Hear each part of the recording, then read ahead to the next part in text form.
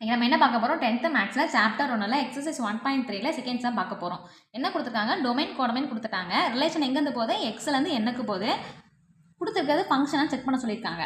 அப்போ எக்ஸுங்கிற என்ன கொடுத்துருக்காங்க, 3, 4, 6, 8 கொடுத்துட்டாங்க.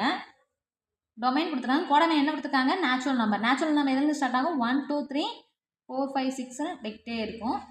என்ன ரிலேஷன் கொடுத்துருக்காங்க, 3 எதுக்கு மேப்பாக நம்ம கண்டுபிடிக்கணும் ஃபஸ்ட்டு மேப்பிங். அப்போ எக்ஸுக்கு என்ன போட போகிறோம், 3 போடுறோம். ஃபங்க்ஷன் அப்ளை பண்ணுங்கள். அப்போ f of 3 = 3 ஸ்கொயர் + 1. அப்போ என்ன வரும், 9 + 1 என்ன வரும், 10. அப்போ 3 எதுக்கு மேப் ஆகுது, 10க்கு. அதுக்கடுத்து 4 போடுங்க. அப்போ 4 ஸ்கொயர் + 1. அப்போ 16 + 1. அப்போ 17. அப்போ 4 எதுக்கு மேப் ஆகுது, 17க்கு மேப் ஆகுது. நெக்ஸ்ட்டு 6 போடுங்க. அப்போ 6 ஸ்கொயர் + 1. அப்போ 6 ஸ்கொயருங்கிறது 6 × 6 36 + 1 என்ன வரும், 37. அப்போ 6 எதுக்கு மேப் ஆகுது, 37க்கு மேப் ஆகுது. அதே மாதிரி 8. அப்போ 8 ஸ்கொயர் + 1. அப்போ 64 + 1 என்ன வரும், 65.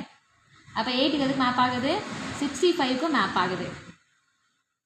கொஸ்டின் என்ன கேட்டிருக்காங்க, is is relation from X to N. அப்போ அது ரிலேஷனான்னு கேட்டிருக்காங்க. இப்போ ரிலேஷனை நம்ம என்ன சொல்லணும், டொமைனில் உள்ள எல்லா எலமெண்ட்டுக்கும் கோடமைனில் என்ன இருக்கணும், யூனிக் இமேஜ் இருக்கணும். அப்போ 3 எதுக்கு மேப் ஆகுது, 10க்கு மேப் ஆகுது. 4 17க்கு மேப் ஆகுது. 6 வந்து 37க்கு மேப் ஆகுது.